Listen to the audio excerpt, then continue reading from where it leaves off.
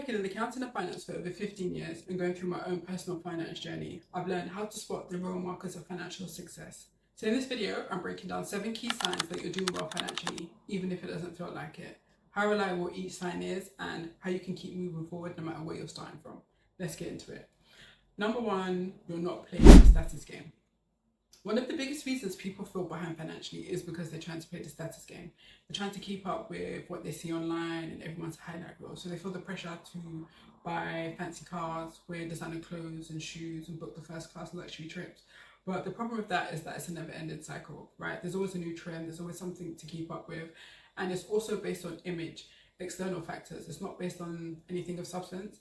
And I fell into this myself. Before I went on my personal finance journey, I was living above my means. Every time I got paid, I would go shopping, I was booking concerts, festivals, you name it. Basically, anything my friends were doing, I wanted to do it too because I was trying to keep up. This resulted in me getting into debt. I had to take a step back, reassess my finances, and realise that what I'm doing isn't based on anything that I personally value. This made me think of something Denzel Washington said in one of his commencement speeches. He said, "You'll never see a U-Haul behind a hearse. You can't take it with you." In other words, the status that we're chasing, the fancy cars, the designer clothes, all the things that we think that takes financial success, we can't take it with us. So why do we waste our time chasing it? So eventually I had to take a step back and ask myself, is my self-worth based on what I drive and the designer clothes I wear? The answer is no, and that's the same for you, right? What really matters is how you live, who you impact, the values that you hold. It's about how you treat people, the relationships you have. Are you a good partner? Are you a good mother, sister, wife, whatever the case may be, right? It's about how you treat people. Because when it's all said and done, nobody's going to be talking about the fancy car that you drove or the designer clothes that you wore. They're going to be talking about how you impacted their lives. And once I realised this, I stopped trying to keep up and I was able to have real financial peace. And another truth is, people don't care as much as you think they do. I remember having a conversation with my friend one time. I had to unexpectedly sell my car and I couldn't afford to buy a new one straight away. And I was like, oh my God, I'm not driving. What are people gonna think? This sounds silly now, but at the time I was genuinely concerned. And she was like, babes, people don't care that much. And I was like, what do you mean? She was like, people don't care that much. They're living their own life. She's like, yeah, it might be a passing thought, but they're not really thinking about it. But you're sitting here wasting time and energy worrying about what they think about the fact that you're not driving. And I was like, you know what? She's right. So if there's one thing I want to leave you with is this. Stop caring what people think. I promise you, they don't care as much as you think they do. And if you realise this, you probably wouldn't even want to play the stats game. Number 2, you're playing the wealth game instead. The wealth game is quiet. It's about the money moves you make when nobody's watching. It's about the money you have saved up, the investments that you make, the business or the side hustle you start, the money you spend on personal development, the things that you spend money on to improve who you are over time. And that's an important part that people often miss. It should feel good too. So like, does how you're using your money align with the things that you actually value? So for example, when I stopped trying to keep up and I asked myself that question, I realized that the things that I value are experiences. I love to travel. I love to go to different countries, experience different cultures, meet new people, try new foods. Those are the things that I value, and my money is aligned with that. So if your money is going towards your goals, the things that you value, the things that bring you joy and peace of mind, then you're doing well financially. Number 3, you know that your salary doesn't define you. It's tempting to compare salaries, but it often leads to disappointment and it can make you feel bad about the progress that you've actually made.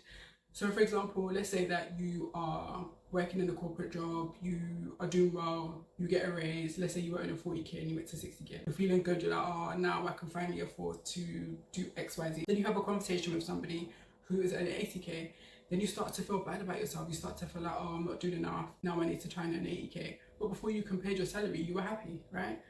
One of the ways to determine how well you're doing is what you actually do with your money. And one of the biggest myths is that a high income automatically means financial success. But the truth is, your salary doesn't define you. It's what you do with your money.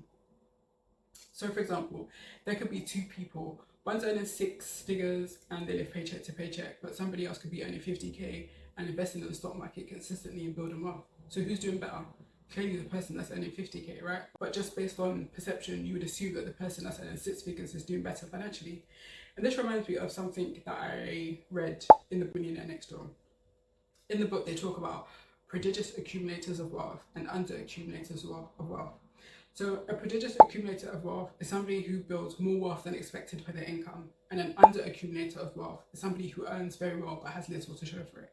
And the difference isn't in their income, it's in their behavior. So the things that they do with their money. If you want to dive a little deeper into this, I've made a video where I go into depth from this subject and 7 other wealth lessons I learned from that book. I will link it somewhere here.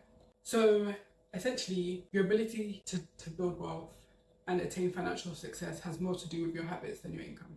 Number 4, you're breaking free from society's blueprint. Aside from playing the wrong game, another one of the things that make people feel behind financially is because they're trying to follow society's blueprint.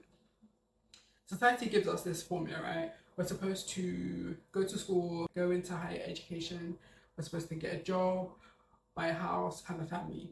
But the problem is that isn't for everyone. Not everybody wants to follow that blueprint. And I actually don't think that we're all supposed to want to follow that blueprint. But because it's such a staple, it's the blueprint that we're given from such a young age, that's what we're constantly trying to measure our success by. And we're also supposed to attain those things by a certain age. I fell for this myself.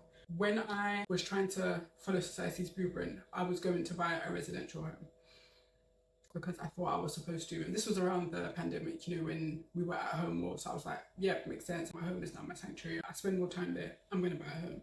But then after I read the book, Rich Dad, Poor Dad, it completely shifted my mindset. And I thought, you know what? When I think about the things that I actually want and the life that I live, buying a home doesn't make sense for me. So I was able to release that. Because at the end of the day, if we break free from the blueprint that society gives us and we actually take a step back, we'll probably realize that we don't want those same things. Choosing your own path equals financial independence and emotional freedom. That's the blueprint that we should follow. Number 5, your money foundations are strong. One of the key signs you're doing well financially is that your money foundations are strong. Your financial health is in check, meaning you know your numbers, your income and your expenses, and you're able to live below your means. So that means that you're spending less money than you make, because if you're spending at the same amount that you're making, then there's no room to reach your financial goals. When you live below your means, you're able to use that margin to put towards saving and investing. And a great way to know this is to use a budget tracker. So a budget tracker that I'll actually link in the description box for free. In this template, you can input your budget, so the amount that you expect to spend each month in each of your areas. And then at the end of the month, you can input the amount that you actually spend, and it will show you the variance. So you can actually see if you're living below your means and if you're on track to reach your financial goals. Another foundation is that you've started an emergency fund. Your emergency fund doesn't have to be fully funded, but if you've started one, then your foundation is in place. Are you able to pay your bills on time? If you have manageable debt, so you're using your credit card wisely, you're not relying on debt to survive, and you're not using those buying out later schemes to buy things that you should be paying for in cash. So if you can pay your bills on time and you have an emergency fund and you're not relying on debt, then you're doing well, because all of those build financial confidence and stability. Number 6, you're building wealth over time. One of the key measures to building wealth is your net worth. So net worth is essentially your assets. So that means you need cash savings, investments, if you own property, minus your liabilities. And your liabilities are things like any debt, credit card, student loans, that sort of thing. Even if your net worth is negative right now, but it's consistently moving in the right direction, then that is a sign that you're on the right track. It doesn't have to be perfect, it doesn't have to be positive. Ideally, you do want to get to that stage, but as long as it's moving in the right direction, then you're on track, because it's about direction, not perfection. Number 7, money feels less stressful. This is underrated, but if you can feel more calm and less panicked about money than you did before, then that's a huge milestone. So if you feel comfortable having money conversations, if you're not stressed, if an emergency pops up, then that's a sign that you're doing well financially. For me, a big shift came when I finally got out of debt and was able to have some savings, because I knew that if an emergency came, I could cover it. I wasn't having to think, oh my God, do I have a credit card to cover this? No, I had savings that I could dip into. So that gave me a real sense of financial peace, because confidence with money comes from having a backup fund and knowing that you can cover yourself. It's about progress, not perfection.